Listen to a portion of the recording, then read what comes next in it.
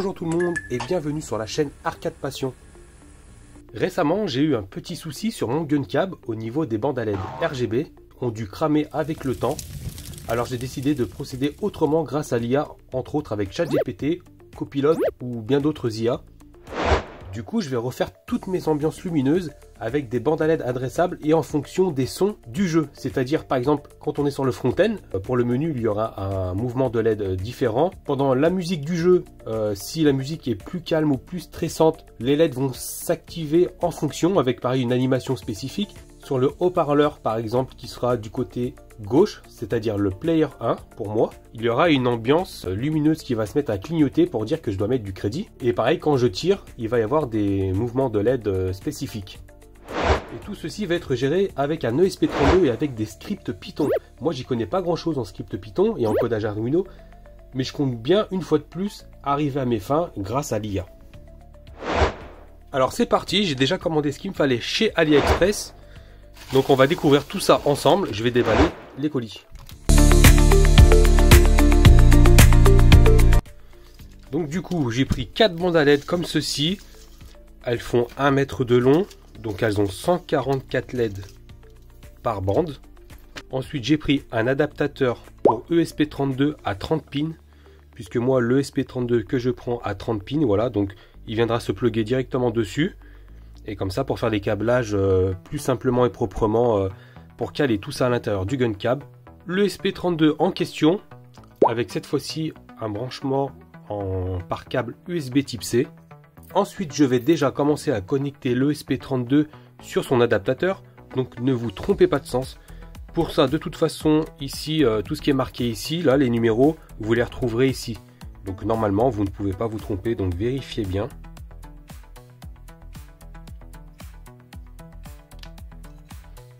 Et voilà, c'est connecté proprement. Alors, ensuite, nous avons ce cercle de LED. Donc lui, il va être placé en fait sur la face avant, devant le subwoofer. Donc lui, il aura des animations particulières. Et j'ai aussi ces deux petits cercles de LED, eux qui vont aller sur les deux haut-parleurs de chaque côté. Pareil, qui auront des animations particulières. Et bien voilà, nous y sommes. Je vais commencer à démonter le GunCab, donc c'est-à-dire la partie haut, ici là, toute cette partie-là aussi qui va s'enlever.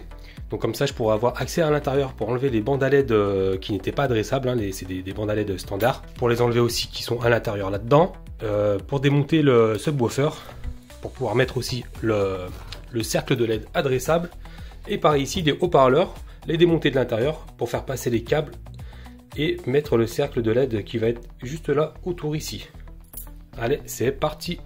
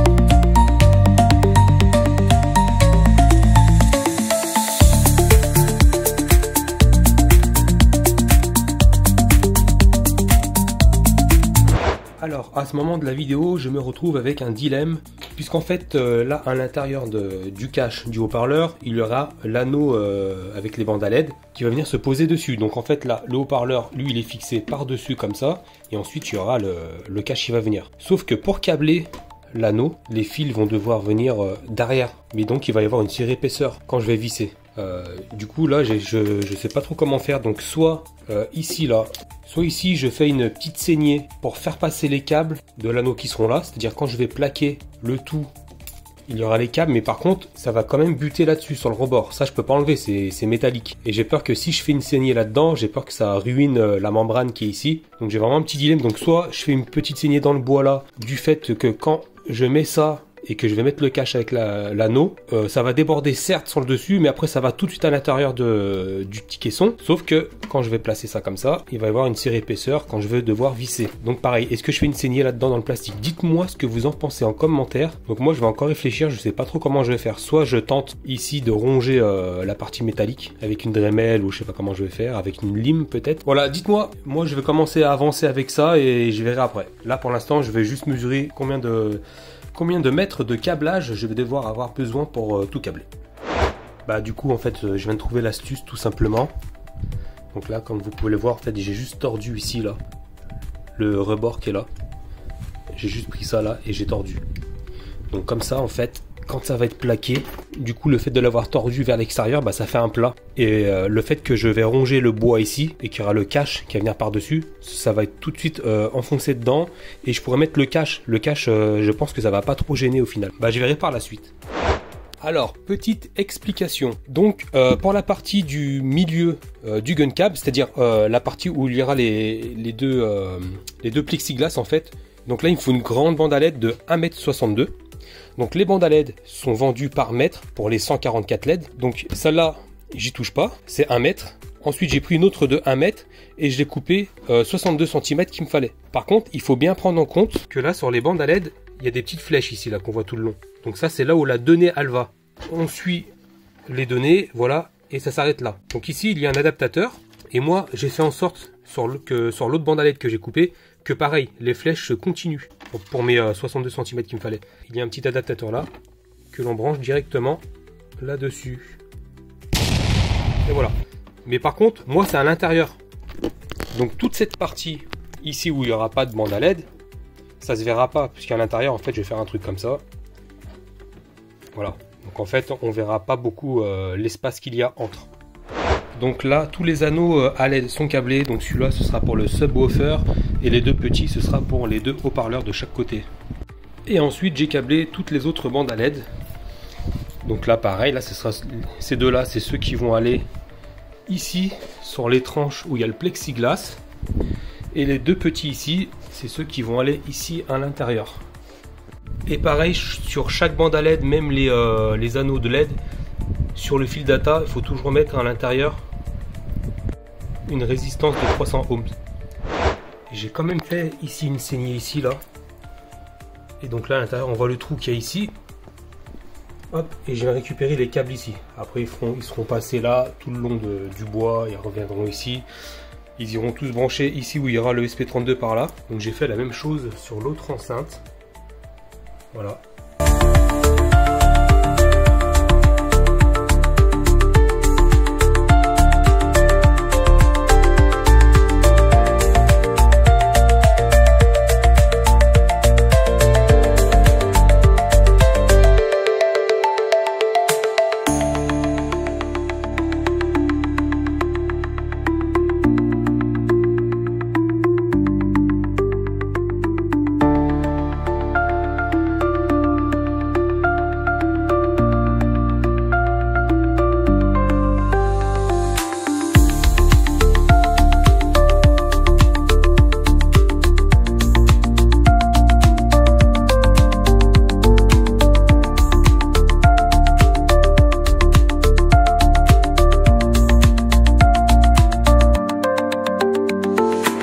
Et bien voilà, j'ai fini de tout câbler à l'intérieur du gun cab, c'est-à-dire aussi autour, sur les haut-parleurs, les anneaux de LED, et puis en façade aussi, je vous montrerai ça juste après, ma petite explication.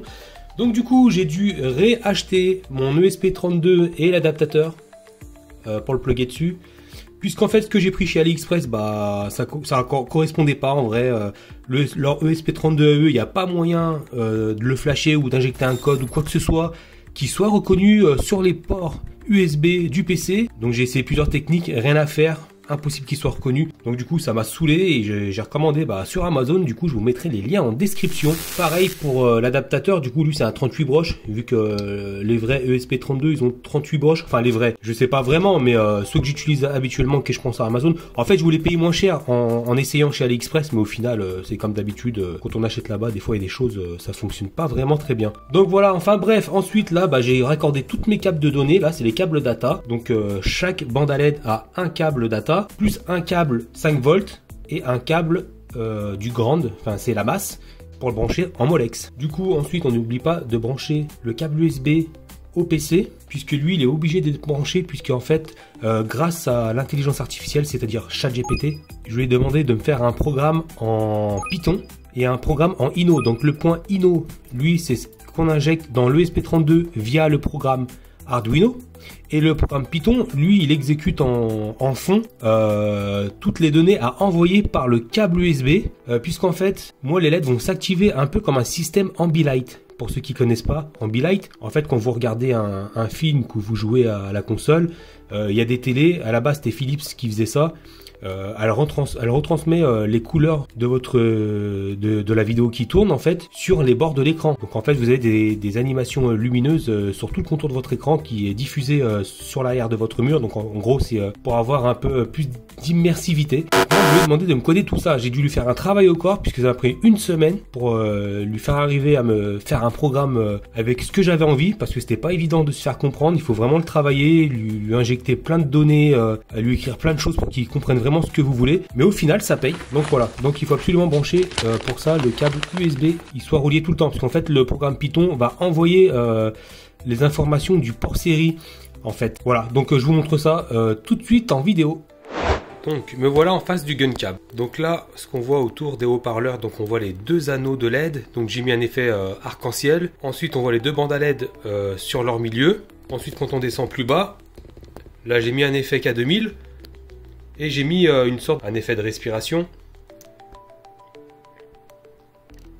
Et là en fait il y a en réalité 7 bandes à LED, y compris les anneaux. Donc ça fait 7 bandes à LED, d'où les 7 fils data qui étaient branchés sur l'adaptateur de l'ESP32. Alors ensuite comment j'ai calibré tout ça? Donc en fait dans le Python, je lui ai demandé à qu'il me fasse des captures d'écran en temps réel. Donc en fait avec un logiciel que lui me télécharge, en fait il me passe directement les liens à mettre dans un terminal. Je clique dessus, il me télécharge tout ce qu'il faut et ensuite il me l'installe dans le Python, dans le programme Python. Et en fait, moi j'ai demandé à qu'il me sélectionne la zone centrale de l'écran et qu'il me reproduise en fait toutes les couleurs de la zone centrale de l'écran sur toute la bande à LED, c'est-à-dire celle de gauche et celle de droite. Donc pixel par pixel. Alors là, je viens de lancer un jeu, LA Machine Gun, et donc là on va voir qu'il va remettre les couleurs sur chaque bande à LED. Donc je sais pas la caméra si on voit bien, mais là on voit sur le côté gauche le vert et sur le côté rouge, côté droit le rouge. Et là voilà, quand il y a du vert, du coup la LED devient vert. Donc j'ai même demandé qu'il me fasse de côté à côté que ça corresponde. Et pareil pour le haut de la borne, les couleurs qui est ici sur le haut correspondent en haut de l'écran et la couleur du bas correspond au bas ici des bandes à LED.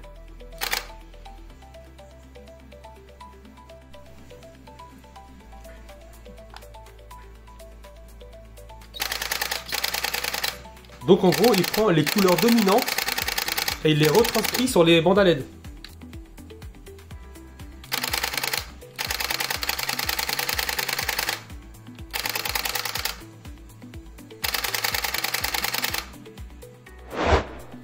Donc là, j'ai lancé House of the Dead Scarlet Dawn et on voit bien que la couleur dominante c'est le rouge, donc il m'a bien mis les couleurs dominantes rouges.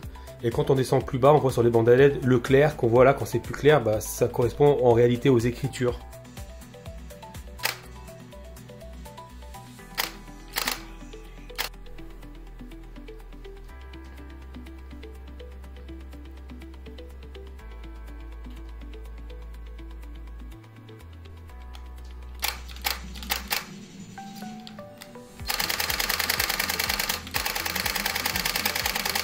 Donc là, comme on voit, la couleur dominante, c'est le vert jaune des tirs.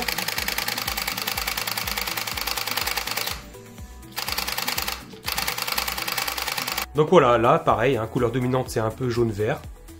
Au téléphone, je ne sais pas vraiment si ça va bien le retransmettre quand je vais le transférer sur YouTube. Là, on va faire un petit test sur Haunted Museum.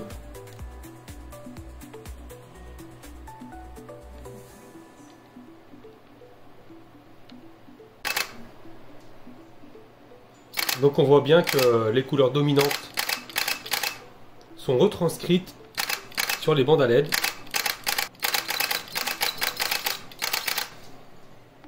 Donc là j'ai lancé Jurassic Park.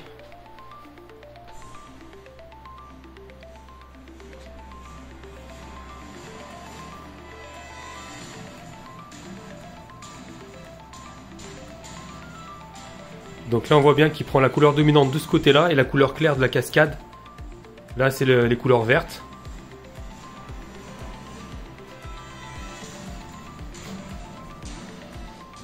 Voilà la couleur bleue qui domine.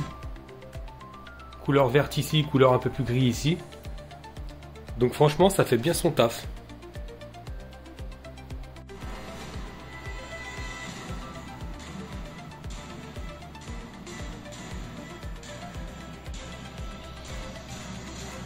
Donc là c'est pareil, quand il y a un peu de rouge on le voit aussi. Je sais pas si on le voit bien en fait à la vidéo.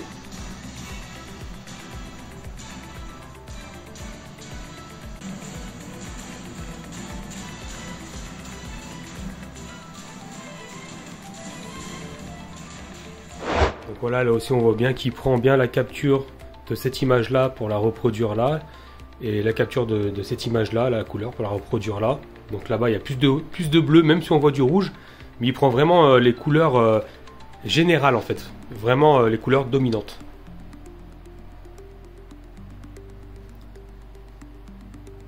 Donc je vous mets tous les liens en description du matériel. Les liens aussi pour télécharger le code Arduino et le code Python. Après il faut le modifier à votre sauce. Moi perso je me suis vachement aidé de l'intelligence artificielle. Donc voilà, n'hésitez pas et il faut vraiment le travailler au corps pour arriver à vos fins. Donc en fait dans l'idée comment ça se passe, j'ai demandé à l'IA de me faire le script Python en fonction de cette partie d'écran qui est là-bas, là, à gauche. Prennent les couleurs principales et le retranscrite sur le haut-parleur. La bande qui est juste à côté ici, la bande de l'écran on va dire, ça reflète sur les bandes à LED ici. Pareil pour ce côté là ici, ça reflète sur les bandes à LED là. Et ce qui est sur le bord de l'écran à droite reflète sur les bandes à LED du haut-parleur à droite.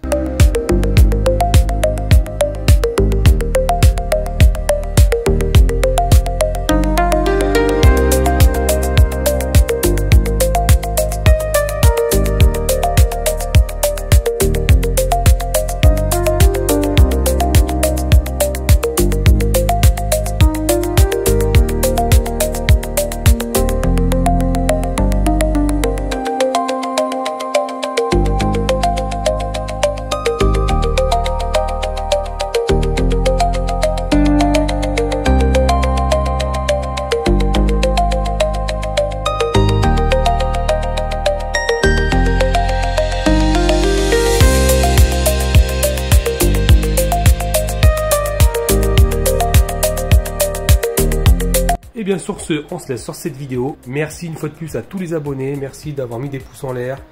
J'espère que vous avez aimé cette petite vidéo. Prochain épisode, ce sera pour le ResCab. Installation de ventilateur, pareil, géré par un ESP32 pour avoir un peu plus de sensation de vitesse. Voilà, allez, bye!